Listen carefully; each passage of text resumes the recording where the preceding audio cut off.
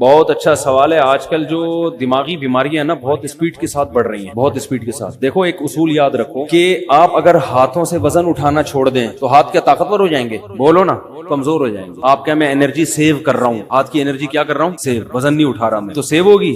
آپ اگر ٹانگوں سے چلنا چھوڑ دو تو ٹانگیں مضبوط ہو جائیں گی کیا؟ بولنے پر گورنمنٹ نے پابندی لگائی ہے. تو یاد رکھو جب ہم بچپن سے ہی نا ٹینشنوں کے اگر ہم عادی ہوتے ہیں, کچھ نہ کچھ ٹینشن ملتی رہتی ہے, تو انسان کے جو اعصاب ہے نا وہ ٹینشن برداشت, ٹینشن کا ویٹ اٹھاتے اٹھاتے باڈی بلڈر بن جاتے ہیں, یعنی ویٹ لفٹر بن جاتے ہیں. اور اگر بچپن سے ہی ٹینشن کوئی مل ہی نہیں رہی ہو, ممی ڈیڈی والا سیٹ اپ ہو, یہ بچہ نفسیاتی پاگل بنے گا بڑا ہو, یہ بتا دوں. یہ وہمی بھی بنے گا اور یہ دماغی یہ خودکشی بھی کر سکتا ہے, یہ ذرا سی ٹینشن میں پاگل بھی ہو سکتا ہے, الٹا ہی ہو جائے گا. تو آج کل جو ماں باپ نے بچوں کو جو ممی ڈیڈی والی زندگی دے دی ہے, بہت زیادہ میرا بچہ چماٹی مارنا, تھپڑ تو ماں, ایکچولی بچوں کی سیلف ریسپیکٹ پہ بہت اثر پڑتا ہے. اس سے بچے کی ایسی کی تیسی. ہاں ایسا بھی نہیں ہونا چاہیے کہ آپ بازو کو طاقتور بنانے کے لیے اتنا ویٹ اٹھا لیں کہ ہڈی چٹک جائے آپ کی, تو بچے کو اتنی ٹینشن ہونا شروع ہو جائے کہ گھر اس کے لیے عذاب بن جائے. جو آ رہا ہے جا رہا ہے اس کو ذہنی طور پر ٹارچر کر رہا ہے, تو اس سے بھی دماغ خراب ہوتا ہے اس کا. لیکن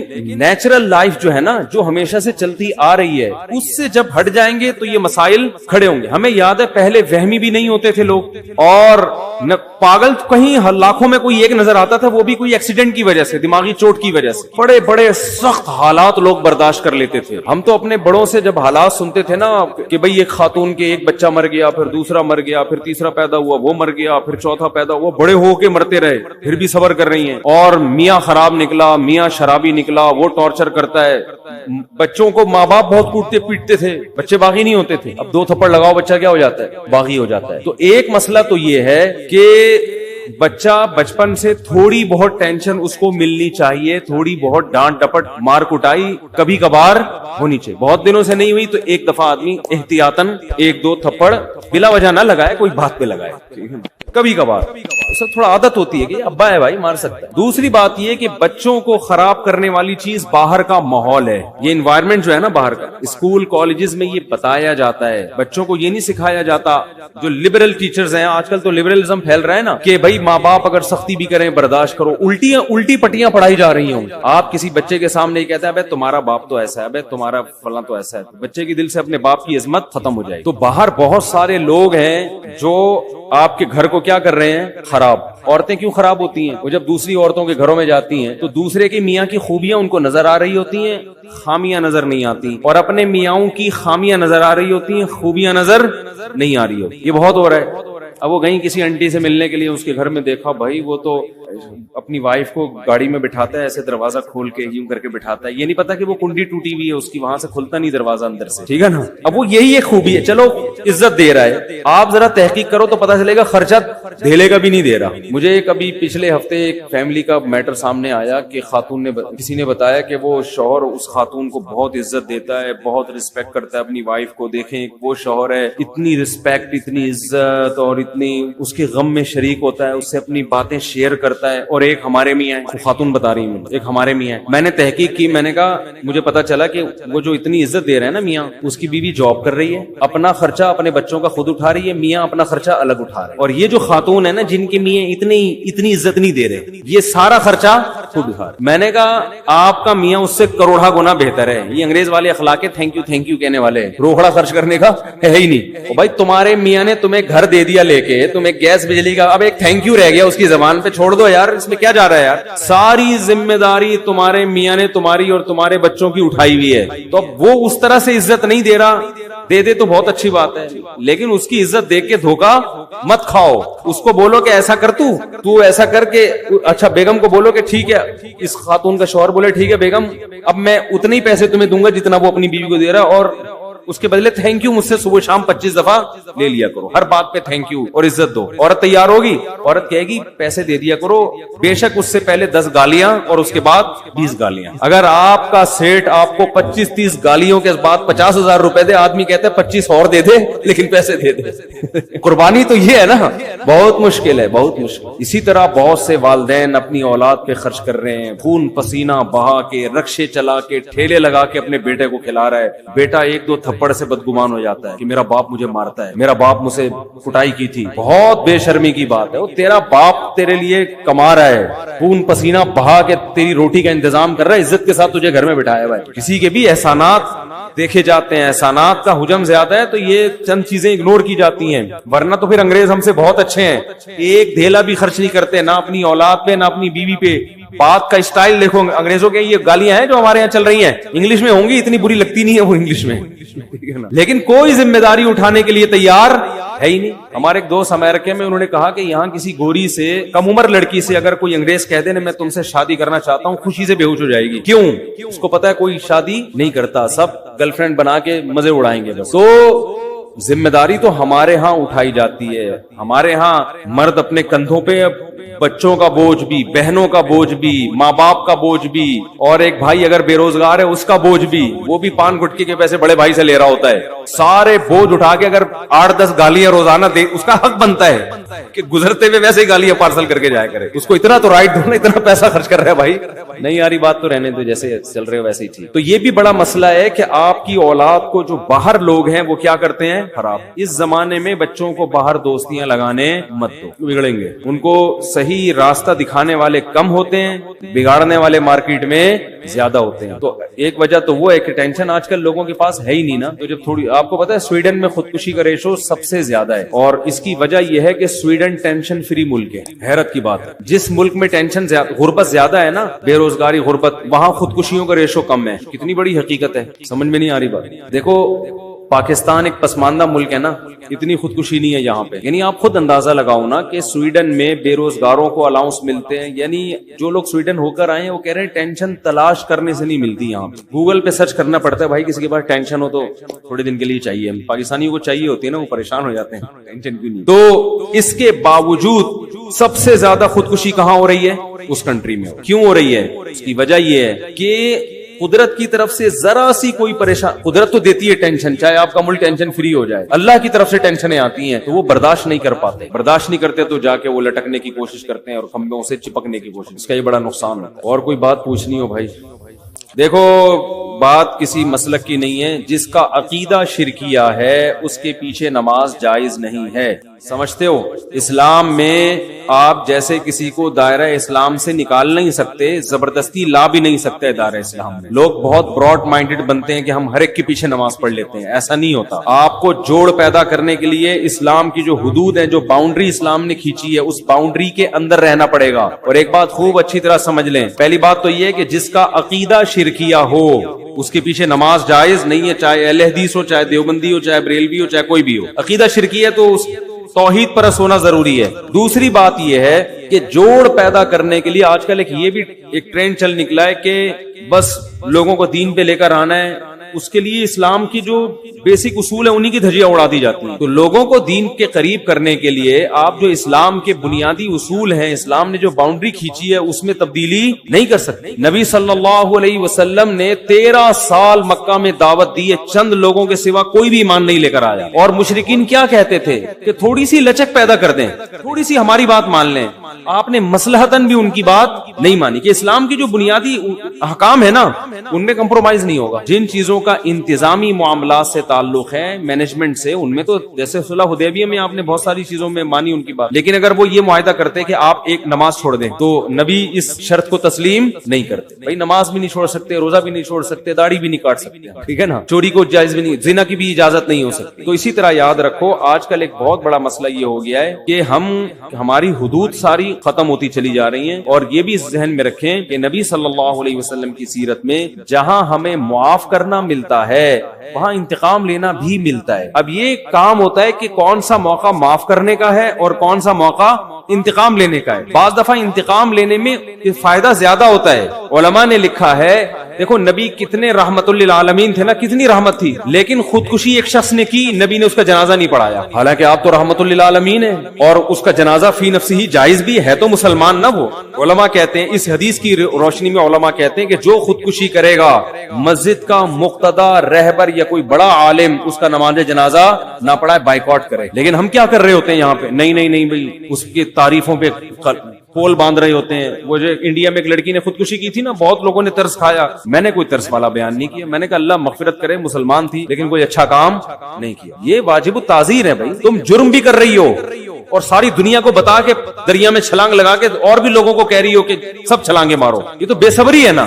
نیکی کو پروموٹ کیا جاتا ہے, ہائی لائٹ کیا جاتا ہے کہ دیکھو غم کے موقع پر میں یہ صبر کر رہی ہوں, تو آپ لوگ بھی صبر کرنا سیکھو. عادت نہیں لیکن مجھے ٹینشن اتنی ہو گئی, 2 بوتلیں چڑھا لے اور ویڈیو بنا کے یوٹیوب پہ ڈال دے. لوگ کہیں یار اتنا نیک آدمی کو یہ اتنا مجبور کر دیا اس معاشرے نے, اس ظالم معاشرے نے اتنے نیک آدمی کو ایسا مجبور کر دیا کہ شراب پی رہا ہے, اس کی ساس پہ مقدمہ ہونا چاہیے. اس داماد کو کس نے ٹینشن دی ہے؟ ساس نے. اس کے سسر پہ مقدمہ, اس کی بیوی کو جیل میں ڈال دینا چاہیے, اس کی ٹینشن ہے. اے بھائی یہ ٹینشن اس نے دی ہے, نہیں دی ہمارے سامنے نہیں. تو جو جرم کر رہا ہے نا, تو لوگوں کو گواہ بنا رہا ہے. اب اس انڈیا کی وہ لڑکی کی ساس غلط تھی نہیں تھی ہمیں نہیں پتا, لیکن آپ کا غلط ہونا تو آپ نے خود ثابت کر دیا نا اپنے آپ کو حرام موت مار کے.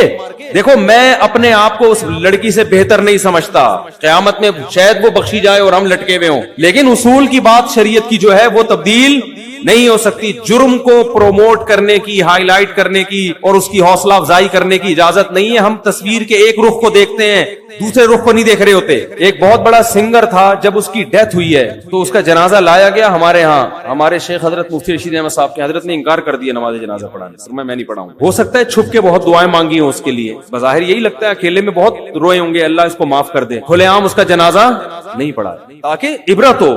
کوئی اچھی موت نہیں ہے یہ. ہاں کوئی چھپ کے جرم کر رہا ہے, اپنے جرم کو خود ہی چھپا رہا ہے, تو ہمیں بھی حکم ہے اس کو ہم چھپائیں. ایک اپنے آپ کو ایکسپوز کر دیا اس نے, وہ تو لوگوں کو ترغیب دے رہا ہے جرم کی. تو اس لیے بھائی ان چیزوں میں آج بے اعتدالی بہت ہونے لگی ہے. ہم حدود شریعت سے تجاوز کرتے. مجھے کچھ سنگر لوگ ملتے ہیں کہ ہم نے توبہ کر لی, ہم پہلے ایسے تھے, ہم یوں تھے, ہم یوں تھے. تو ٹھیک ہے, بیچاروں نے توبہ کی, اللہ ان کی توبہ قبول فرمائے, لیکن میں ان سے اکثر ایک بات کہتا ہوں کہ یار اپنے ماضی کو بھول جاؤ. ماضی کو ایک تصویر تو چلو کوئی اپنی محفوظ رکھ لے کہ لوگوں کو ترغیب دینے کے لیے کہ میں ایسا تھا اور ایسا ہو گیا, چلو ایک اس میں یہ مسئلہ سمجھ میں آتی ہے تاکہ دوسرے گلوکاروں کو بھی موٹیویشن ملے. ہمارے ایک دوست تھے, وہ کئی ڈراموں میں آیا کرتے تھے, تو پھر انہوں نے توبہ کی تو انہوں نے مجھے اپنی پرانی تصویر بنائی نا, دکھائی, کیپ پہنا ہوا ہے, کالا چشمہ اور عجیب سی مونچھیں رکھی ہوئی ہیں. اور جب وہ توبہ کیا ایسا, جن کی میں نے 3 شادیاں نہیں تیسری کروائی تھی شادی, وہ ویڈیو بھی گئی تھی. اب وہ شوبز کی دنیا چھوڑ کے شادیوں پہ سیٹ ہو گئے. شوبز کی دنیا چھوڑ کر اس پہ سیٹ ہو گئے.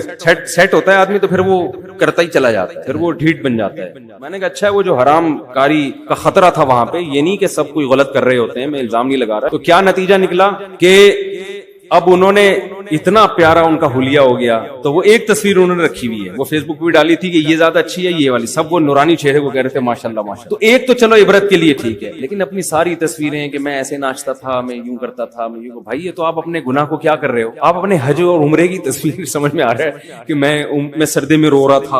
اول تو اس کو بھی ضرورت نہیں ہے, لیکن یہ کوئی پھر بھی ایک سمجھ میں آنے والی چیز. تو اپنے گناہ کی یادگاریں محفوظ رکھنا یہ اچھا کام نہیں ہے. نبی صلی اللہ علیہ وسلم نے فرمایا کہ ایمان کی مٹھاس کا حدیث کا مفہوم ہے اس وقت انسان کو محسوس ہوتی ہے جب وہ کفر کی دنیا یا گناہ کی دنیا میں جانے کو اتنا برا سمجھے جیسے آگ میں چھلانگ لگانے, اس کو اتنی نفرت ہو اس ماضی کی دنیا سے کہ میں نے کس گند میں زندگی گزار رہا تھا. پھر اس کا مطلب ہے خاندانی توبہ کی ہے اس نے. سمجھتے ہو کہ نہیں سمجھتے ہو؟ جی مفتی صاحب مغرب کے بعد بیان صحیح ہے, ہم لوگ دور سے آتے ہیں, جاتے جاتے 1 بج جاتا ہے. یار زیادہ تر لوگ عشاء کے بعد آتے ہیں نا, چند لوگ تو ٹھیک ہے, ابھی دیکھو لوگ ہی نہیں ہے مارکیٹ میں, ورنہ تو کافی زیادہ لوگ آتے ہیں. عشاء کے بعد ہی ٹھیک ہے میرا خیال ہے, تو ہمت کر لیں. کیا کہہ رہے ہیں بھائی آپ؟ جی جی ہاں جی.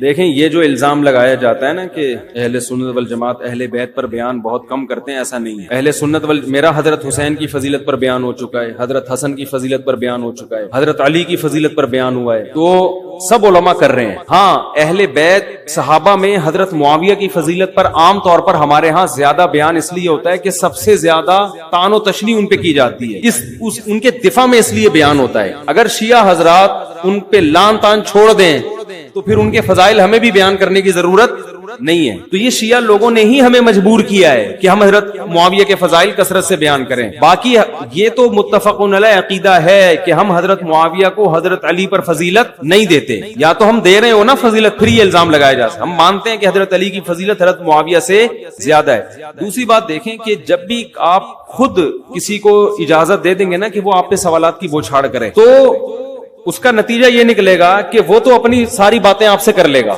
میرے پاس کچھ لوگ یہاں آئے تھے باغ فدق کے بارے میں بات کرنے کے لیے کہ باغ فدق میں یہ جو ان کے مسائل ہیں کہ یہ ہو گیا, یہ ظلم ہو گیا فلاں. میں نے کہا میں نے ان کو بٹھایا, میں نے کہا بیٹھو. میں نے کہا آپ کیا چاہتے ہو کہ یہ الزامات کو صحیح مان کے میں شیعہ ہو جاؤں؟ آپ یہ چاہتے ہو, یعنی اس سے یہ ثابت کرنا چاہتے ہیں کہ سنی مذہب غلط ہے اور شیعہ کیا ہے صحیح ہے, یہ چاہتے ہو نا؟ تو میں نے کہا میرے شیعہ مسلک پہ یہ اعتراضات, کیونکہ سنیوں کا تو یہ عقیدہ ہے. اہل سنت والجماعت کہتے کس کو ہے پتہ ہے؟ اہل سنت میں سنت سے مراد ہے حدیث اور الجماعت سے مراد ہے صحابہ. تو میں نے کہا اور صحابہ میں سب سے پہلے خلفائے راشدین ہیں. ہم یہ کہتے ہیں خلفائے راشدین نے کبھی ظلم, اور اتنا بڑا ظلم کہ نبی کی بیٹی کے ساتھ ظلم کرے, یہ تو ہمارے عقیدے کا بنیادی حصہ ہے. اگر اس کو آپ نے ثابت کر دیا تو اس کا مطلب سنی مذہب کی بیس ہی کیا ہے؟ بولو غلط.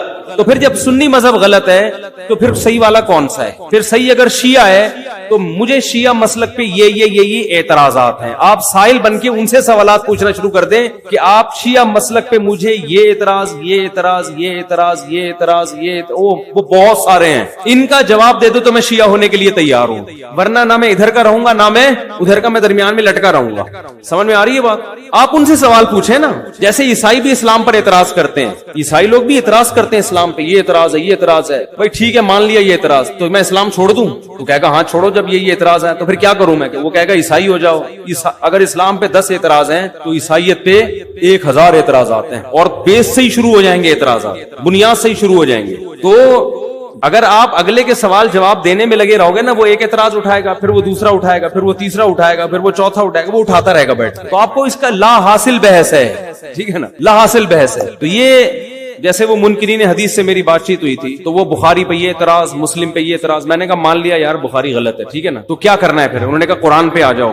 میں نے کہا قرآن تو خود کہہ رہا ہے بخاری کو فالو کرو. کہہ رہے قرآن میں کہاں لکھا؟ میں نے کہا قرآن کہہ رہا ہے کہ نبی تشریح کریں گے اس قرآن کی, تو بخاری میں نہیں ہے, تو پھر نبی کی وہ تشریح کہاں گئی ہے؟ یہ تو غلط ہو گئی نا. تو صحیح کتابیں لے کر آؤ نا میرے سامنے پھر حدیث کی, صحیح تو کہیں ہے نہیں تمہارے پاس. میں نے کہا بس پھر قرآن ہی غلط کہہ رہا ہے کہ نبی تشریح کریں گے. نبی تشریح کریں گے تو قرآن سمجھ میں آئے گا, یہ قرآن کہہ رہا ہے ہمیں. تو جب نبی کی تشریح یہ ہے ہی نہیں تو پھر صحیح والی تشریح لے آؤ تو میں اس کو چھوڑ دیتا ہوں. نہ صحیح والی ہے تمہارے پاس, نہ اس کو فالو کرنے دے رہے ہو, اس کا مطلب تم ہی غلط ہو. کچھ اصولی باتیں ہوتی ہیں جن کا کسی کے پاس کوئی جواب نہیں ہوتا, یہ ان لوگوں کو دیا جاتا ہے جن میں دلیل سمجھنے کی صلاحیت نہیں ہوتی. بخاری کی پر جو اعتراض تھے, ہر اعتراض کا جواب ہمارے پاس ہے, لیکن ہمیں پتا اس جواب میں پڑھے نا تو ایک لمبی طویل بحث شروع ہو جائے گی. اور جن لوگوں میں ذہانت نہیں ہے, کم عقل ہے, وہ بعض دفعہ ان کے پروپیگنڈے سے متاثر ہو جاتے ہیں. تو بھائی اگر متاثر ہو کے آپ کے فرقے میں نے آنا ہے تو آپ کے فرقے پہ تو اتنے بڑے بڑے اعتراضات ہوتے ہیں کہ اس کا آپ کے پاس بھی جواب نہیں ہے. تو یہ منکرین حدیث تو ہر مسلک میں ایسا ہی ہے. تو اس لیے ان سے پوچھا کریں کہ یہ بہت ساری چیزیں پوچھنے کی, میں پوچھوں گا تو پھر وہ ایک مناظرے کی صورت بن جائے گی نا, یوٹیوب پہ وہ جائے گا, پھر وہاں سے جواب آئے گا, پھر وہ وہی ہوگا جو اس کا ہوا ہے صاحب علی مرزا صاحب. دیکھو ایک اصول یاد رکھو, صحیح فرقہ کون سا ہے؟ صحیح فرقہ وہی ہے جو صحابہ, تابعین, تبع تابعین سے تواتر کے ساتھ چلا آ رہا ہے. بس قرآن و حدیث کی جو اپنی طرف سے تشریح کر رہا ہے اس کو اٹھا کے دیوار پہ مار. ورنہ دلیل خوارج کے پاس بھی تھی, معتزلہ جو پہلے اسلام میں بڑے بڑے فرقے پیدا ہوئے ہیں, ہر ایک قرآن اور حدیث ہی سے بات کرتا تھا. لیکن جنہوں نے صحابہ کو فالو کیا ان کو اللہ نے محفوظ کیا, اور باقی سارے فرقے آہستہ آہستہ ختم ہو گئے. تو جو صحابہ اور تابعین کے عقیدوں کو لے کے چلے گا, جس کو عقیدہ طحاویہ میں امام طحاوی نے ذکر کیا ہے, جو سعودیہ میں پڑھائے جاتے ہیں, مصر میں, ملیشیا میں, پوری دنیا میں وہی پڑھائے جاتے ہیں, جس کو اللہ نے مقبولیت عطا کی ہے, وہی سلسلہ ہے صحابہ کا, تابعین, تبع تابعین, وہی امت کے جمہور کا سلسلہ ہے. جو اس پہ چلے گا وہی حق پر ہے, جو اس سے ہٹے گا. نبی نے فرمایا من شذ عن جماعت المسلمین, جو مسلمانوں کے راستے سے, مسلمانوں کی جماعت سے ہٹے گا, شذ فی النار, اللہ اس کو قیامت میں الگ کر کے جہنم میں ڈالیں گے. اور قرآن کیا کہہ رہا ہے؟ قرآن کی آیت سنیں کہ وَمَن يُشَاقِقِ الرَّسُولَ مِن بَعْدِ مَا تَبَيَّنَ لَهُ الْهُدَى وَيَتَّبِعْ غَيْرَ سَبِيلِ الْمُؤْمِنِينَ, جو مومنین کے راستے کو چھوڑ کر کسی اور راستے کو اختیار کرے گا, نُوَلِّهِ مَا تَوَلَّى, جدھر جا رہا ہے ہم جانے دیں گے, وَنُصْلِهِ جہنم, اور جہنم میں پھینک دیں گے اس کو. یہاں بھی اللہ نے کیا فرمایا؟ مومنین کا راستہ, جو عامت المومنین کا مذہب ہے نا, اسی کو اسلام کہتے ہیں. جو اس سے ہٹے گا وہ کیا ہے؟ اب اگر ہم شیعہ حضرات کو درست مان لیں, اس کا مطلب حرم 1400 سال سے سنیوں کے پاس ہے نا حرم, تو اس کا مطلب حرمین 1400 سال پہ غلط لوگوں, 1400 سال سے غلط لوگوں کے پاس. اس کا مطلب بنو امیہ کی خلافت بھی غلط تھی, بنو عباس کی خلافت بھی غلط, اور خلافت عثمانیہ بھی غلط. تو 1300 سال سے مسلمانوں کی حکومتیں بھی غلط لوگوں کے پاس, مسلمانوں کی خلافتیں بھی غلط لوگوں کے پاس, حرمین بھی غلط لوگوں کے پاس, اور جنگ لڑنے والے جو مجاہدین ہیں 99% تو وہ سارے اہل سنت والجماعت میں ہیں، وہ سارے غلط. وہی غامدی صاحب والی بات ہو جائے گی کہ یا تو غامدی جنت میں جائے گا یعنی وہ حق ہے، یا یہ ساری امت حق پر ہے. آئی بات سمجھ میں؟ عامی آدمی کے لیے حق کو سمجھنے کے لیے اتنی دلیل کافی ہے. تو صدیوں سے جو حرمین میں حکومت چلی آ رہی ہے، اسلام کا مرکز ہے، اور آپ یہ نہیں کہہ سکتے کہ بھئی یہ بھی تو ہو سکتا ہے کہ باطل لوگوں کا اسلام پہ ہمیشہ سے غلبہ رہا ہو. یہ اسلام کے بارے میں بات اس لیے نہیں کی جا سکتی کہ اسلام آخری مذہب ہے اور محمد صلی اللہ علیہ وسلم آخری مذہب ہے، آخری نبی ہے. آپ کے بعد کوئی نبی نہیں آئے گا تو اللہ اسلام کو اتنا مغلوب نہیں کرے گا. قرآن کے الفاظ دیکھیں، هو الذی ارسل رسولہ بالہدی ودین الحق لیظہرہ علی الدین کلہ. اللہ نے اپنے حبیب کو جو دنیا میں بھیجا تاکہ وہ اس کو تمام دینوں پہ غالب کر دیں. تو اگر آپ حرم میں بھی کہتے ہو کہ باطل لوگ ہیں، اور بنو امیہ کی خلافت بھی اہل باطل کے ہاتھ میں تھی، بنو عباس بھی وہ تو سارے سنی تھے، اور خلافت عثمانیہ بھی، اور یہ جو ہندوستان میں 1000 سال حکومت چلی ہے اسلامی حکومتیں یہ بھی سنیوں کی تھیں. تو یہ سارے اس کا مطلب کیا تھے کہ یہ غلط تھے اور تھوڑے سے لوگ کیا ہیں وہ جنت میں جائیں. اس کا مطلب پھر یہ انگریز کہے گا کہ 1400 سال میں تم اسلام کا اصل نقشہ دنیا کے سامنے پیش نہیں کر سکے، غلط لوگ ہی اسلام کو فالو کرتے رہے ہیں، تو اب کیا تیر مار لو گے تم دنیا میں آ کے؟ ہم بتاتے ہیں ہمارا ماضی بہت شاندار تھا. ہمارا ماضی کیا ہے؟ بہت اہل حق کے ہاتھ میں رہی حکومتیں. اس میں کچھ ظالم لوگ بھی آئے ہیں لیکن سسٹم صحیح لوگوں کے، سسٹم صحیح تھا. حاکم ظالم آئے ہیں لیکن سسٹم بہت کم ایسا ہوا ہے کہ اب جب خلافت عثمانیہ کا خاتمہ ہوا ہے تو ہمارے ہاتھ سے حکومتیں گئی ہیں، پھر اس کے بعد ہم مغلوب ہونا شروع ہوئے. تو یا تو ان تھوڑے سے لوگوں کو صحیح مان لو، اور پھر انسان آبزرو بھی کرتا ہے. آپ محفلوں میں بیٹھ کے دیکھیں، آپ اہل حق کی محفلوں میں بیٹھ کے دیکھیں، ان کے بات کا انداز، ان کے دلائل کا انداز آپ کو کچھ اور نظر آئے گا. آپ اہل باطل کی محفلوں میں بیٹھ کے دیکھیں، آپ کو لگے گا کہ یہ صرف لفاظی اور ایک لوگوں کی واہ واہ لینے کا ایک طریقہ ہے، مدلل بات نہیں ہوتی. وہ آپ کو لگے گا یہ. تو وہ چھوٹی چھوٹی باتوں کو نا ہوا بنا بنا کے جو ختم ہو گئی. جب میں جیسے میں کہتا ہوں، سب علماء کہتے ہیں حضرت حسن نے حضرت معاویہ کے ہاتھ پہ بیعت کر لی، ختم سسٹم کیا ہو گیا؟ ختم ہو گیا نا. اور وہ اہل بیت میں سے حضرت حسن، انہوں نے بیعت اس لیے کی تاکہ امت میں جھگڑا ختم. تو ختم کر دو، آپ کیوں نہیں کر رہے؟ لوگ کہتے ہیں وہ ختم نہیں، وہ تو بعد میں بھی لڑائیاں ہوئی. تو غلط کیا انہوں نے جنہوں نے لڑائیاں کی بعد میں. آپ تو نہ کرو نا، اب آپ ختم کر دو. آپ وہ کام کرو جو کس نے کیا ہے؟ حضرت حسن نے کیا ہے. آپ کہہ سکتے ہو ہم وہ کریں گے جو حضرت حسین نے کیا ہے. آپ نہ وہ کر رہے ہو جو حضرت حسین نے کیا، نہ وہ کر رہے ہو جو حضرت حسن. آپ باتیں پھینک رہے ہو بیٹھ کے، باتوں سے کیا لگا رہے ہو؟ حضرت حسین رضی اللہ تعالیٰ عنہ نے باتیں کر کر کے آگ نہیں لگائی ہے امت میں. جو وہ کر سکتے تھے، جس کو حق سمجھتے تھے، اس میں اپنی جان کٹا دی انہوں نے. تو ایک امت میں دیکھو، اسلام عمل کا نام ہے، عمل. قرآن آج بھی الحمد سے لے کے والناس تک اللہ کا کلام ہے، ایک ایک لفظ محفوظ ہے. قرآن کے الفاظ دیکھو، قل، اے نبی ان سے کہہ دیں آپ. ہم دیکھو مذہب پہ چلتے ہیں کس کو خوش کرنے کے لیے؟ اللہ کو نا.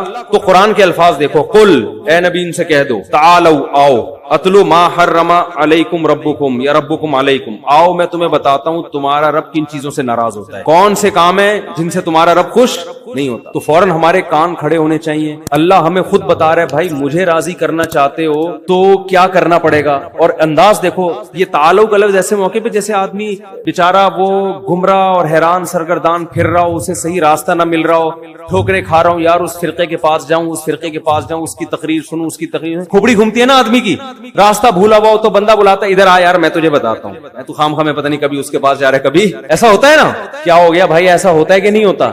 آپ بلاتے ہیں، ابے بھائی وہ بیچارہ ادھر جا کے وہ اس کو غلط، وہ کہہ رہا ہے انڈا موڑ ادھر ہے، وہ کہہ رہا ہے بیان عشاء کے بعد ہوتا ہے، کوئی کہہ رہا ہے مغرب کے بعد ہوتا ہے، کوئی کہہ رہا ہے وہ ادھر بیٹھتے ہیں، کوئی کہہ رہا ہے ایسا ہی ہوتا ہے نا. وہ کہہ رہا ہے بریانی وہاں اچھی ملتی ہے، وہ کہہ رہا ہے وہاں. تو آپ ابے ادھر آ، ادھر خام خام یہ انون آدمی ہے، تو دوسرے شہر سے آیا، لوگ تجھے بیوقوف، ادھر آ میں تجھے بتاتا ہوں، ادھر بیٹھ شاباش. پھر آپ اسے تمیز سے بتاتے ہیں تو وہ مطمئن ہو جاتا ہے. تو اللہ کا بھی انداز بولو، قل، اے نبی ان سے کہہ دو، اور آج بھی کہہ رہے ہیں، تعالو، آؤ، اتلو، میں تمہیں پڑھ کے سناتا ہوں کیا کرنا ہے اور کیا نہیں کرنا. تو اپنی تقریروں میں بھی اسی چیز کو فوکس کرو. ایران توران بیٹھ کے بیان، جو ماضی کے قصے ہیں وہ ہو چکے، ان کو اٹھانے سے کچھ بھی نہیں ہوگا. تعالوا اتلوا ما حرم ربکم علیکم اللہ تشرکوا بہ شیئا. سب سے پہلے ان کو یہ بتا دو کہ اللہ اپنے ساتھ شرک برداشت نہیں. صرف یا اللہ مدد کا نعرہ لگے گا، یا اللہ مدد کے علاوہ کسی اور چیز کا نعرہ نہیں لگے. نہ یا علی مدد، نہ یا غوث آدم، نہ یا رسول اللہ، کچھ بھی نہیں. اللہ ایک ہے، عبادت صرف اسی کی ہوگی، اس کے ساتھ کسی کو شریک نہیں کرنا. اللہ تشرکوا بہ شیئا وبالوالدین احسانا. اور ان کو بتاؤ کہ ابا اماں کے ساتھ اچھا سلوک کرنا ہے. نہیں آ رہی بات؟ ان میں سے بہت سو کا اپنے باپ اور ماں کے ساتھ اچھا سلوک نہیں ہوتا. ان کے قدموں میں جنت تلاش کرنی ہے. اور ولا تقتلوا اولادکم من املاق، غربت کے خوف سے اپنی اولاد کو قتل نہیں کرنا. پریگنینسی میں آج مائیں اپنے بچوں کو ضائع کر دیتی ہیں کہ شوہر کی ارننگ کم ہے. اللہ فرماتے ہیں نحن نرزقکم وایاہم، اولاد کے معاملے میں مجھ پہ اعتماد کرنا ہے، جو خدا تمہیں روزی دے رہا ہے وہی اس کو بھی دے گا. آج یہ کتنا بڑا ہمارے یہاں ایک اخلاقی جرم ہے کہ نسل روکی جا رہی ہے، کھلائیں گے کہاں سے؟ یعنی آپ اپنے کیلکولیٹر پہ اور اپنے ارننگ پہ اعتماد کر کے بیٹھے ہوئے ہو، اس کو بھول گئے جو پیدا کر رہا ہے. یہ بہت بڑا جرم، تبھی تو ڈپریشن میں جاتے ہیں کہ سب کچھ اپنی جیب پہ. اللہ کو تو ڈکشنری سے ہی نکال دیا. اور کیا فرمایا؟ ولا تقربوا الزنا، زنا کے قریب بھی. متا اور زنا میں کوئی فرق نہیں ہے، خوب سمجھ لو. 2 گھنٹے کی شادی، 4 گھنٹے کی شادی، 5 گھنٹے کی جو ایگریمنٹ کے ذریعے شادی ہوتی ہے نا، متا جسے کہتے ہیں، وہ زنا ہی کا دوسرا نام ہے. متا میں اور زنا میں، ایک صاحب مجھے کہنے لگے نہیں زنا تو چھپ کے ہوتا ہے، متا میں 2 گواہ ہوتے ہیں. میں نے کہا اس کا مطلب زنا اگر 2 گواہوں کی موجودگی میں کر لو تو وہ متا بن جائے گا. انہوں نے کہا نکاح میں جو ہے نا، زنا میں تو کام کیا نکل لیے، متا میں ایگریمنٹ ہوتا ہے 1 مہینے کا، 10 منٹ کا بھی ہو سکتا ہے، 1 گھنٹے کا بھی ہو سکتا ہے. تو میں نے کہا وہی ہوا کہ ایک عورت آپ نے کرائے پہ لے لی 1 گھنٹے کے لیے، 2 گھنٹے کے لیے، 1 سال کے لیے لے لی. نکاح میں اور زنا میں بڑا فرق یہ ہے کہ نکاح میں عورت کو رائٹ نہیں ہوتا کہ آپ کے نکاح سے نکلے. شادی ہوئی ہے، مرد کو رائٹ ہے کہ وہ چھوڑے گا تو آپ نکاح سے نکلو گی، نہیں چھوڑے گا تو آپ نہیں نکل سکتی. سمجھ میں آ رہی ہے بات کہ نہیں ہے؟ اور اسی بیس پہ عورت شادی کے لیے آمادہ نہیں ہوتی. اس کو پتا ہے میں آؤں گی اپنی مرضی سے، جا اپنی مرضی سے نہیں سکتی، ہو سکتا ہے قیامت تک کے لیے مجھے بیوی بنا کے رکھ لئے. تبھی وہ یہی سوچ کے آتی ہے کہ جس کے ساتھ قیامت تک رہ سکتی ہوں، اس کو تو اس کے نکاح میں تو آؤں، جس کے ساتھ نہیں رہ سکتی اس کے نکاح میں آنا ہی نہیں ہے. وہ الگ بات ہے، ہماری عدالتوں نے یہ فلسفہ ہی ختم کر دیا، خلا کے اختیارات دے دے کے عورتوں کو. تو نکاح میں زنا میں بڑا فرق یہ ہے کہ نکاح ہمیشہ کے لیے ہوتا ہے اور زنا صرف خواہش پوری کی اور پتلی گلی سے نکل لیے. سمجھتے ہو؟ تو متع اور زنا میں کوئی فرق نہیں ہے. تو قرآن کیا کہہ رہا ہے؟ ولا تقربوا الزنا، زنا کرنا تو دور کی بات، اس کے قریب بھی مت پھٹکو. لڑکیوں سے فون پہ باتیں کرنا، میسج بازیاں اور ان سے دوستیاں، یہ چیز زنا کے قریب لے کر جاتی ہے. اور قرآن کیا کہہ رہا ہے کہ اوفوا الکیل والمیزان بالقسط، ناپ تول میں کمی مت کرو. کیا مطلب؟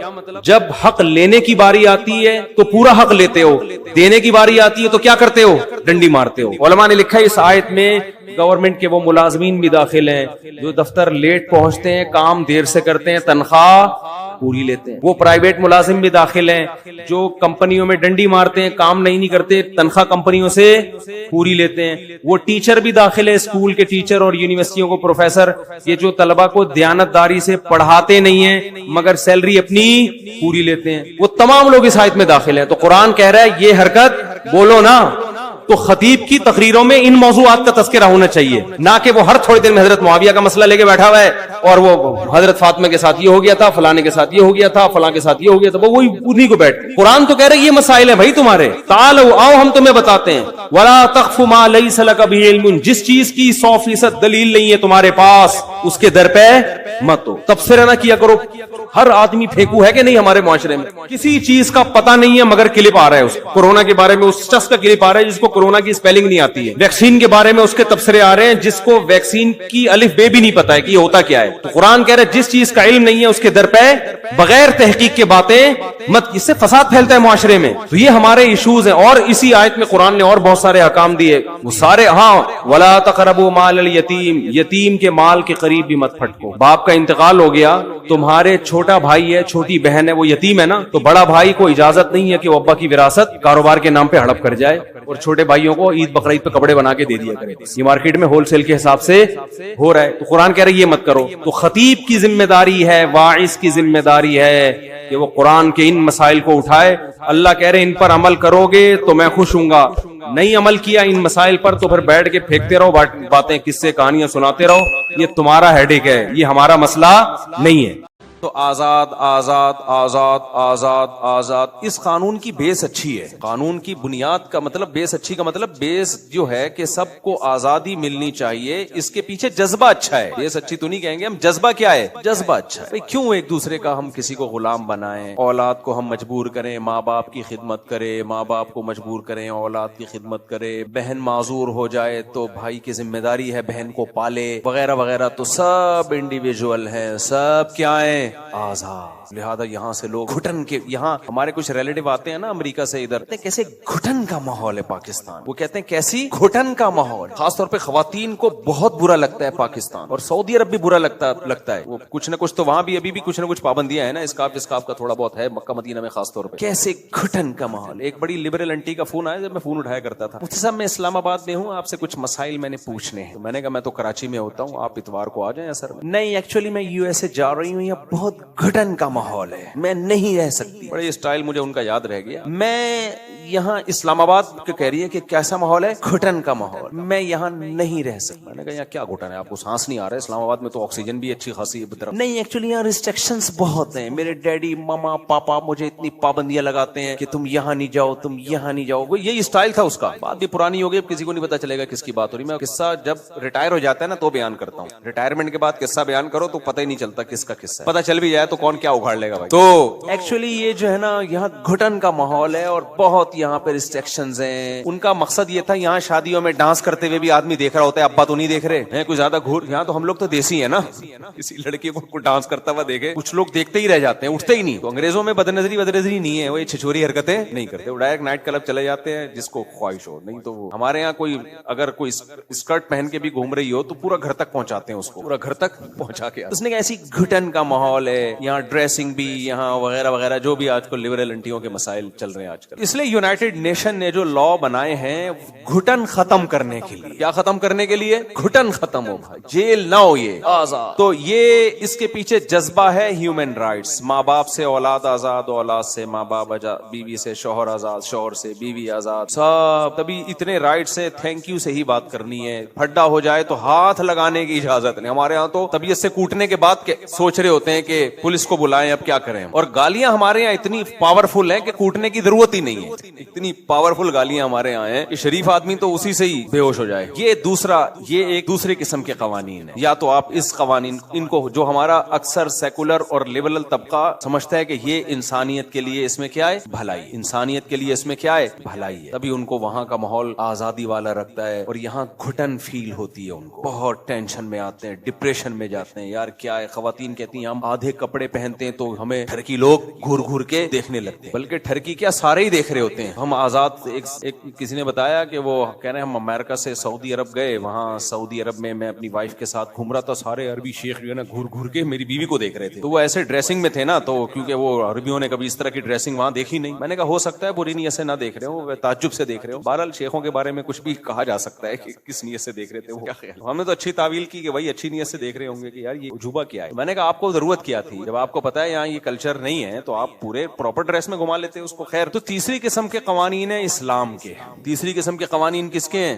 اسلام کے قوانین کی بیس پتہ ہے کیا ہے؟ یونائٹڈ نیشن کی جو قوانین ہیں ان کی بیس ہے آزادی. ان کی بیس سمجھ میں آ گئی؟ آزادی. اس آزادی کو سامنے رکھ کر قانون سازی کی گئی ہے کہ سب کو کیا کیا جائے, جینے کا حق دیا جائے. کوئی کسی کا پابند نہیں ہے. ہر شخص کی لائف میں انٹرٹینمنٹ ہو, ہر شخص کی لائف میں کیا ہو, انٹرٹینمنٹ ہو. بھائی اگر بوڑھے ماں باپ کو تکلیف ہو رہی ہے تو گورنمنٹ پال رہی ہے نا اس کو, اولاد کیوں یہ ٹینشن اٹھائے, اولاد کو جینے دو یار. لیکن اسلام کی جو بیس ہے نا, جس کی بنیاد پر اسلام نے قانون سازی کی ہے, وہ بیس بالکل اس کے اپوزٹ ہے. اسلام کی بیس ہے ریلیشن. سمجھ میں آ رہی ہے بات؟ کیا بیس ہے اسلام کی؟ ریلیشن. اسلام کہتا ہے مخلوق کا خالق سے ریلیشن پاورفل ہونا چاہیے, اور مخلوق کا آپس میں ریلیشن بھی پاورفل ہونا چاہیے. اور اس ریلیشن کو قائم کرنے کے لیے انسانیت سے قربانی دلوائی جائے. سمجھ میں آ رہی ہے بات؟ اس ریلیشن کو قائم کرنے کے لیے انسانوں سے قربانی دلوائی جائے. اگر کہیں ریلیشن اور آزادی میں ٹکراؤ ہو رہا ہے, آزادی کو ریلیشن پہ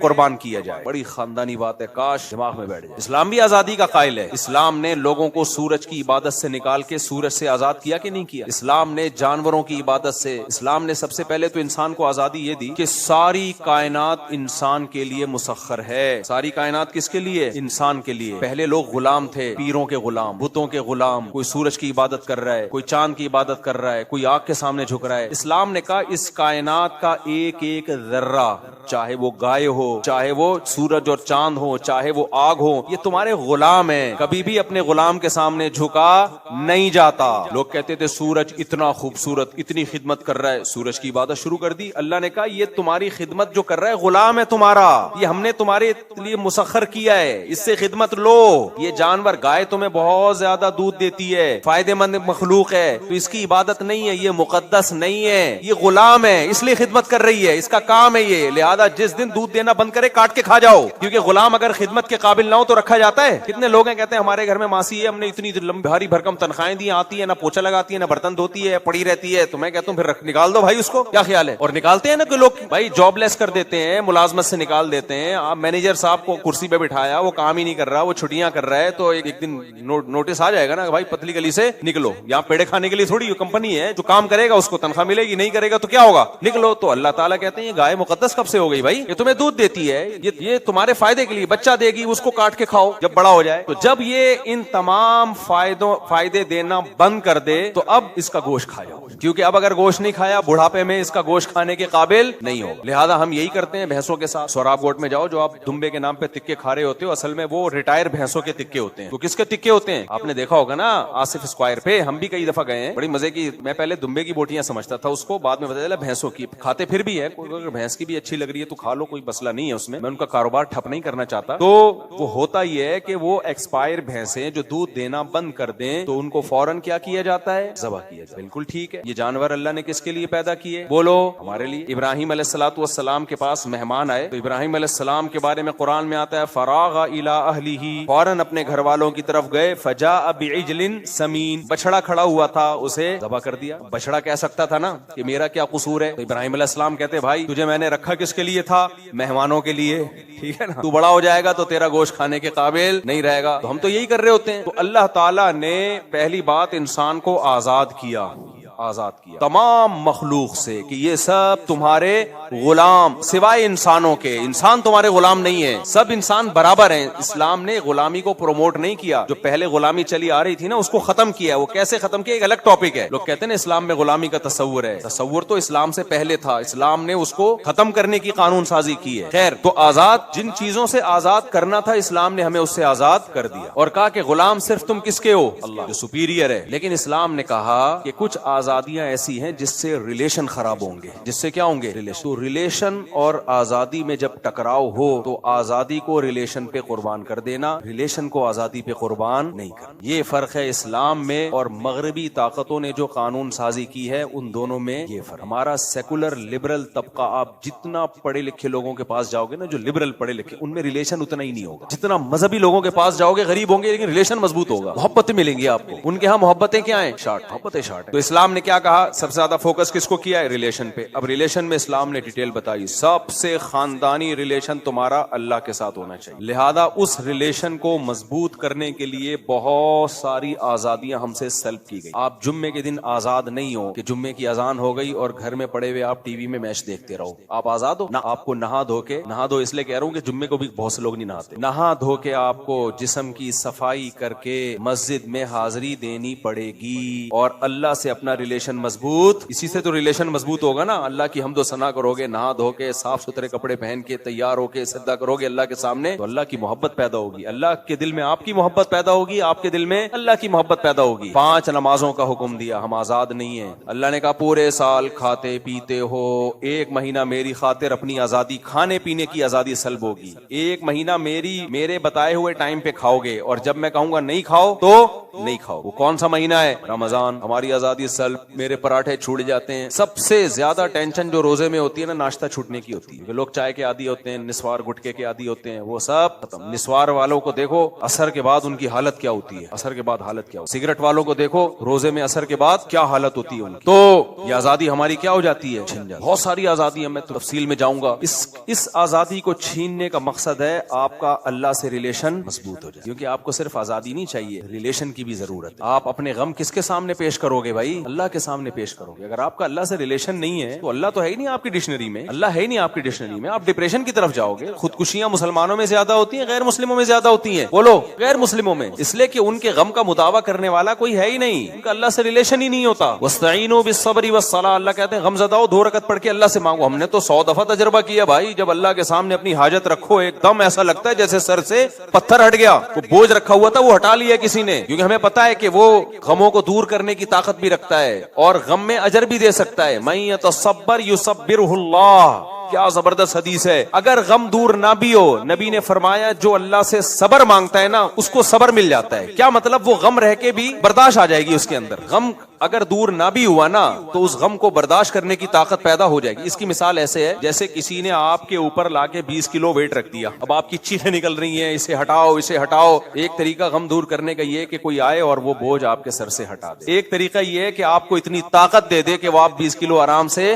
اٹھا سکو. تو مقصد تو حاصل ہو گیا نا بھائی. تو غم کا بوجھ جب سر پہ ہوتا ہے, جب آپ اللہ سے دعائیں مانگتے ہیں, صبر کی کوشش کرتے ہیں, یا تو اللہ وہ غم دور کر دیتا ہے یا آپ کو وہ 20 کلو کا غم اٹھانے کی آپ کے اندر طاقت پیدا کر دیتا ہے. اس غم میں بھی آپ مسکرانا شروع کر دیتے ہو. سمجھتے ہو یا نہیں سمجھتے؟ یہ پیکج کافر کے پاس بولو نہیں, یہ پیکج اس کے پاس ہے ہی نہیں. اسلام نے پہلا حصہ یہ بتایا کہ بھائی قانون کی جو بیس ہوگی وہ کیا ہوگی؟ مخلوق کا اللہ سے ریلیشن ہوگا. لہذا جہاں ریلیشن اور آزادی میں ٹکراؤ ہوگا آزادی کو ریلیشن پہ قربان کرنا پڑے گا, جبکہ غیر مسلم اس کا قائل نہیں ہے. دوسرا اللہ نے کہا مخلوق کا آپس میں بھی مضبوط ریلیشن ہوگا. لہذا اس ریلیشن کو قائم کرنے کے لیے ایک دوسرے کے لیے قربانی دینی پڑے گی, کیونکہ محبت قربانیوں سے پیدا ہوتی ہے. اگر ہر آدمی نے انڈیویجول لائف گزارنی ہے, اخپل طریقے سے زندگی گزارنی ہے, تو ریلیشن کیسے بنے گا بھائی صاحب؟ اخپل سمجھتے ہو؟ دیکھو 4 دوست جا رہے ہیں, ہر آدمی کھانا کھا رہا ہے اخپل طریقے سے اور اپنے کھانے کے پیسے دے رہا ہے, تو یہ کوئی دوستی ہوئی؟ دوستی تو ایسی ہوتی ہے میں دے رہا ہوں تو نے نہیں دینے پیسے, دوسرا کہہ رہا ہے نہیں میں دے رہا ہوں تو نے نہیں دینے, تیسرا کہتا ہے ابے تم ہٹاؤ, پھر چوتھا اس کو آنکھ مار رہا ہے ہوٹل والے کو, ان تینوں سے پیسے نہیں لینا. کیا خیال ہے؟ تو ریلیشن تو پیدا ہوتا ہے میرے بھائی قربانی دینے سے. تو اللہ نے ریلیشن میں سب سے پہلے بتایا اولاد کا ریلیشن کس سے ہونا چاہیے؟ ماں باپ سے. ماں باپ سے ریلیشن ہونا چاہیے. لہذا اللہ نے حکم دیا. اچھا اس کو کیا کہہ دیا؟ آزادی. بھائی بوڑھے باپ کو پالنا ہماری آزادی سلب ہو رہی ہے. او بھائی سلب ہو رہی ہے, لیکن آج تم اپنے ماں باپ کے لیے یہ قربانی دو گے تو کل تمہارے بڑھاپے میں کون قربانی دے گا؟ اولاد قربانی دے گی. گورے کے ہاں نہ گورا قربانی دے رہا ہے, لیکن وہ جو اس نے آزادی گزاری ہے وہ مزے کرکرے ہوتے ہیں بڑھاپے میں, کیونکہ اس کے لیے بھی پھر کوئی قربانی نہیں دیتا. بوڑھے آدمی کا اولڈ ہاؤس میں گزارا تو ہو جاتا ہے, محبت ملتی ہے اس کو اولڈ ہاؤس میں. بھائی سرکاری ملازم آئے اور بوڑھے کے رالے صاف کر کے چلا جائے, اور رینٹ پہ بندہ آئے 1 گھنٹہ اس کی تنہائی دور کر کے چلا جائے, رینٹ والا بندہ رینٹ کا ہوتا ہے میرے بھائی, وہ اولاد سے محبت نہیں ملتی اولاد والی اس کو.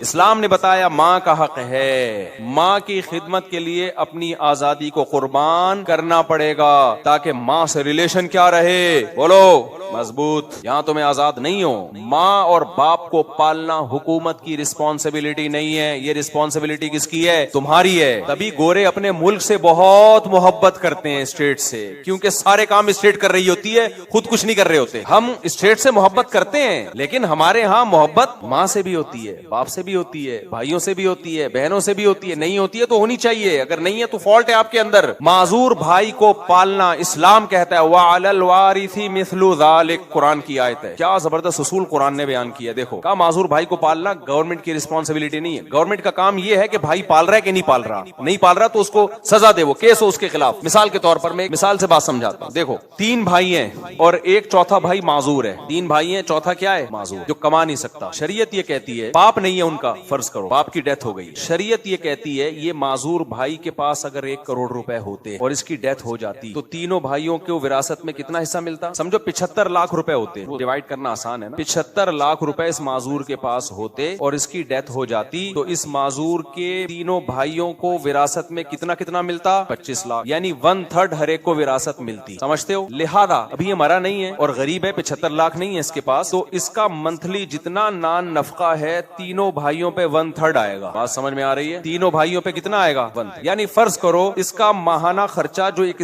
اچھی اسٹینڈرڈ کی لائف گزارنے کے لیے 75,000 روپے بنتا ہے, تو 25,000 ایک بھائی دے گا, 25 دوسرا دے گا, 25 تیسرا دے گا. گورنمنٹ نہیں دے گی, نا یہ کون دے گا؟ یہ تینوں بھائی دیں گے اور خوشی خوشی دیں گے. اور ان کو کہا گیا ہے کہ اگر تم دو گے گے تو جتنا بنتا ہے اس سے زیادہ دو تاکہ صلہ رحمی کا تمہیں ثواب ملے. اسلام موٹیویٹ کرتا ہے, اس معذور کو پالنے پر اللہ تمہارے گناہوں کو بھی معاف کرے گا. انکم ترزقون بضعفائکم, کمزوروں کی وجہ سے تمہاری روزی میں بھی برکت ہوگی. گورے نے کہا نا نا نا نا نا نا نا, یہ معذور پالنا چاہے یہ 25 کروڑ بھی کماتے ہو, ان کی ذمہ داری نہیں ہے, یہ گورنمنٹ کی رسپانسبلٹی ہے. اب گورنمنٹ کہاں سے دے گی بھائی؟ گورنمنٹ کے پاس نوٹ چھاپنے کی مشینیں نہیں ہوتی. گورنمنٹ لے گی پبلک سے ٹھیک ٹھاک ٹیکس. 1 کروڑ پہ 40 لاکھ روپے ٹیکس لے گی, جن میں 3 بھائی بھی آئیں گے. وہ ٹیکس لے کے گھما کے یہاں خرچ کرے گی. وہ معذور کہے گا مجھے حکومت نے پالا ہے, میرے بھائیوں نے نہیں پالا. لہذا بہن بھائیوں کا سیٹ اپ کیا ہو گیا؟ برباد. دوست میں اور بھائی میں کوئی فرق رہا؟ حالانکہ وہی پیسے گھوم کے آ رہے ہیں. آپ کی سمجھ میں آ رہا ہے کیا کہہ رہا ہوں؟ وہی پیسے کیا ہو رہے ہیں بولو؟ گھوم کے آ رہے ہیں. ریلیشن کس کا بن رہا ہے؟ بلکہ زیادہ لے رہی ہے گورنمنٹ, زیادہ لے رہی ہے. آپ کے ابا کمانے کے قابل نہیں رہے بڑھاپے میں, اسلام کہتے ہیں اولاد مل کے پالے گی, انگریز کہتے ہیں نہیں یہ حکومت پالے گی. تو حکومت کہاں سے پالے گی بھائی؟ حکومت ٹیکس لے گی اور وہی ٹیکس گھما کے آپ کے ابا پہ خرچ کرے گی. ابا کہیں گے مجھے کون کھلا رہا ہے؟ گورنمنٹ. اور وہ ٹیکس جبرن لے گی آپ سے. یہ نہیں ہے کہ آپ ایکچولی دینا چاہتے ہیں تو نا. لہذا ابا اور اولاد کا ریلیشن بنے گا. اسٹیٹ کی لوگ تعریفیں کریں گے. جب پاکستان کے دیسی لوگ بھی وہاں جائیں گے بولیں گے یار وہاں بڑے حقوق ہے یار, بوڑھوں کو بھی گورنمنٹ پالتی ہے, امریکہ زندہ آباد, جاپان زندہ آباد اور فلانا زندہ آباد. ابا زندہ آباد یہ کبھی نہیں کہیں گے, بیٹا زندہ آباد یہ کبھی بھی. گورا ہمیشہ یہ کہتا ہے امریکہ زندہ آباد, میرا ابا زندہ آباد. کیا کہ ابا کیا بھائی, ایسا نہ ابا زندہ آباد کہہ دیا تو ابا مجھ سے پیسے مانگ لے. اسلام نے کیا کیا ہے؟ اسلام نے کہا جو معذور بھائی تھا نا اور 3 بھائی اس کے پیسے والے ہیں, 75,000 اس کی نان نفقہ ہے, تو 25,000 کون دے گا؟ تینوں بھائی دیں گے. اسٹیٹ کا کیا کردار ہے پھر یہاں؟ اسٹیٹ کا کردار یہ ہے کہ اگر یہ نہیں دے رہے تو وہ معذور بھائی کورٹ میں کیس کرے گا کہ شرعی لحاظ سے جو میرا حق بنتا ہے مجھے میرے بھائیوں سے دلوایا جائے. گورنمنٹ پولیس کے ذریعے ان تینوں کو کمبختوں کو اٹھائے گی, کورٹ میں لائے گی, بولے گی کمبختوں تم بینک اسٹیٹمنٹ دکھاؤ, تمہاری سیلری کتنی ہے, انکوائری کرے گی, دیکھے گی ہاں بھائی یہ خود بھی کما رہے ہیں, لہذا اب تمہاری تنخواہ سے 25,000 روپے کٹے گا اور اس کے اکاؤنٹ میں جائے گا. گورنمنٹ کا کام ہے مظلوم کو اس کا حق دلانا. سمجھتے ہو گے نہیں سمجھتے؟ تو اس سے ریلیشن کس کا مضبوط ہوگا میرے بھائی؟ بھائیوں کا. اول تو یہاں تک نوبت ہی نہیں آئے گی نا جب ان کو پتا ہے ہمارا شرعی حق ہے اور ہمارے جنت کمانے کا ذریعہ ہے اور یہ چیز ہمارے مال میں برکت کا ذریعہ. اسی طرح بہن بھی ہے, مال میں برکت کا ذریعہ بھی بن رہا ہے. تو نارملی ایسا ہوتا نہیں ہے کہ نہ دے رہے ہو. اب اگر دے رہے ہیں تو بے دینی کی وجہ سے دے رہے, نہیں دے رہے. اور عورت کو تو اسلام نے ایسے حق دے دیے کہ عورت معذور نہ بھی ہو, بالکل ٹھیک ٹھاک صحت مند, اتنی پاورفل ہے جم جا کے کہ 6 بندوں کو گرا سکتی ہے, کما سکتی ہے. پھر بھی اگر وہ نہیں کما رہی ہے تو اس کا خرچہ کس پر ہے؟ والد اور بھائیوں پر. ابے ایسی آزادی کہیں ملے گی بھائی؟ یعنی اگر کسی لڑکی نے ایجوکیشن حاصل کی, اور ایسے لڑکیاں ہیں جو بہت ہائی پروفائل ایجوکیٹڈ ہوتی ہیں, مجھے لوگ بتا رہے ہوتے ہیں ہماری بیٹی نے اتنا پڑھ لیا ہے کہ جیسے ہی ابھی کہیں جاب کرے گی نا ٹھک سے 4 لاکھ تنخواہ اس کی شروع ہو جائے گی. ایسی ہیں 4 لاکھ کیا 40 لاکھ کمانے والی بھی ہیں, لیکن آج وہ فیصلہ کر لے میں نے نہیں کمانا, ڈیڈی پاپا میں جاب, کیونکہ جب وہ 40 لاکھ کما رہے تو اسٹائل بھی چینج ہو جاتا ہے. پھر ابو نہیں ہوتا گھر میں. ابو تو ہم غریبوں کے بچے بول رہے ہوتے ہیں ابو, مجھے اچھا ابو ہی لگتا ہے یار. ابو کے لفظ میں بڑا پیار ہے, امی کے لفظ میں بہت پیار. خیر آپ کی مرضی, آپ پاپا بابا بیکری کا جتنا بھی سامان ہے وہ آپ اپنے گھر میں رکھیں, ہمیں کوئی اعتراض نہیں ہے, لیکن ابو اور امی کے لفظ کو مت چھوڑو یار. انگریزوں سے متاثر مت ہو, ابو ابو ہی اچھے لگتے ہیں. ابو ابو ہی انگریزوں کے یہاں ہوتے نہیں ہیں, اس لیے انہوں نے تھوڑا سا یعنی اس ٹائپ کے نہیں ہوتے, ویسے تو ان کے یہاں ہوتے بھی ہیں, ایسا نہیں ہے کہ سارے بغیر ابو کے. تو عورت کو تو اللہ نے کتنی آزادیاں دے دی بھائی. یعنی اگر وہ کما سکتی ہے لیکن نہیں کما رہی تو اسی تفصیل کے ساتھ اس کا خرچہ کس پر ہے؟ اس کے بھائیوں پر. سب سے پہلے تو باپ پر ہے, اور کمال ہے باپ پہ تو اتنا بوجھ ڈال دیا کہ جب تک باپ زندہ ہے باپ کے علاوہ کسی اور پہ نان نفقہ ہے ہی نہیں. یہی تو باپ کے باپ ہونے کی اسلام نے پروٹوکول دیا باپ کو. دیکھو اگر معذور بچہ ہے نا اس کا سارا خرچہ باپ پر ہے, بھائی کروڑ پتی بھی ہو تو بھی اللہ کہتے کس پر ہے؟ باپ پر. باپ نہ ہو تو پھر بھائیوں پر آئے گا, یا باپ غریب ہے کما نہیں سکتا تو آئے گا, ورنہ اولاد کے نان نفقے میں اللہ نے باپ کے ساتھ کسی کو شریک نہیں کیا. یہ باپ کے پروٹوکول کے خلاف ہے. اللہ نے کہا باپ جب موجود ہے تو اولاد کی رسپانسبلٹی ٹوٹلی کس کے کندھوں پر ہے؟ باپ کے کندھوں پر. حتیٰ کہ بیوی کروڑ پتی بھی ہو, بچے تو بیوی کے بھی ہیں نا, پھر بھی اولاد کا خرچہ اللہ نے کس پہ ڈالا ہے؟ باپ پہ. تو باؤنڈ کر دیا نا, اس کی آزادی چھین لی کہ نہیں چھین لی؟ لیکن اللہ نے کہا ہم تمہاری آزادی اس لیے چھین رہے ہیں کہ تاکہ تمہارا اولاد سے ریلیشن کیا ہو جائے؟ مضبوط. بچہ جب بڑا ہوگا اور تم بوڑھے ہوگے تو بچہ کہے گا کہ میرے بھائی بھی مالدار تھے, میری ماں بھی مالدار تھی, میرے پڑوسی بھی مالدار تھے, میں جس حکومت میں رہتا تھا وہ بھی ارب پتی تھی, لیکن میری ساری رسپانسبلٹی کس نے اٹھائی ہے؟ باپ نے. لہذا اس کی ساری رسپانسبلٹی اب کس کے کندھوں پر ہے؟ میرے کندھوں پر ہے. تو آزادی کچھ وقت کے لیے قربان ہو رہی ہے، لیکن اس آزادی سے ریلیشن کیا ہو رہا ہے؟ بولو. اسلام کا ریلیشن پہلے ہے بھائی، اور یہ نیچر کے مطابق بھی ہے. باپ پہ اور باپ کے لیے اولاد پہ خرچ کرنا بوجھ نہیں ہے. حکومت کو ٹیکس دینا بوجھ ہے. 1 کروڑ تنخواہ میں سے 40 لاکھ جب گورنمنٹ کو دے گا نا، چیخیں نکلیں گی. لیکن وہ 40 لاکھ جب اولاد پہ خرچ کرے گا، چیخیں نہیں نکلیں گی. اولاد سے ایسا ریلیشن ہوتا ہے، کھاتا بچہ ہے، پیٹ کس کا گھر بھرتا ہے؟ باپ. دین فطرت ہے نا اسلام. انگریز ان نعمتوں سے محروم. ریلیشن گئے تیل لینے، بلکہ جتنا باپ پہ بنتا ہے باپ زیادہ ہی کھلا رہا ہوتا ہے، بلکہ اتنا کر رہا ہوتا ہے کہ میرے مرنے کے بعد بھی ان کے لیے انتظام کر کے جاؤں، مرنے کے بعد بھی انتظام کریں. ریلیشن مضبوط ہوتا ہے. تو اسلام نے جو قانون دیے نا، ان کی بیس کس پر ہے بھائی صاحب؟ ریلیشن پر ہے.